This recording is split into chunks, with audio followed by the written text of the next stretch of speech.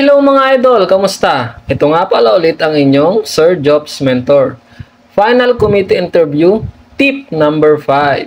Be ready for the question, why do you want to become a police officer? Bakit gusto mong maging police idol? Ano ang iyong dahilan? Huwag mo na idol isagot na stable job. Kasi lahat naman ng trabaho is stable job.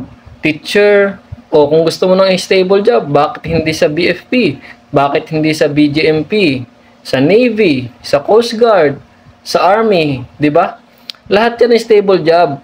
Kaya wag mo nang isagot na stable job. Bukod sa stable job, bakit gusto mong maging police? Normal lang din na isagot mo na dahil sa sahod. Pero ano talaga yung dahilan? Bukod sa sahod, bukod sa stable job, ano yung dahilan mo kung bakit gusto mong maging pulis? Halimbawa, sinagot mo idol ay gusto kong maging pulis dahil ito ay pangarap ko simula nung bata pa ako. Sino ang naging inspirasyon mo? At bakit naging pangarap mo ang pagiging pulis noong bata ka pa? Sino ang pinaguhugutan mo? Sino ang iyong inspirasyon?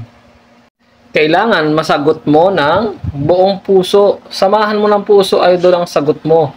Kung bakit gusto mong maging pulis. Kailangan maramdaman niya ng final committee interview panel. Kung totoo naman yung sinasabi mo o yung dahilan mo, mararamdaman naman nila yan.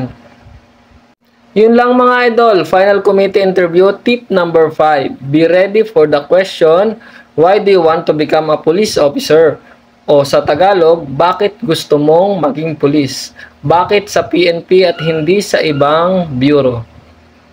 Muli, ito ang inyong Sir Jobs Mentor na nagsasabi ng believe in yourself, trust God's timing. Kung kaya nila, alam kong mas kaya mo.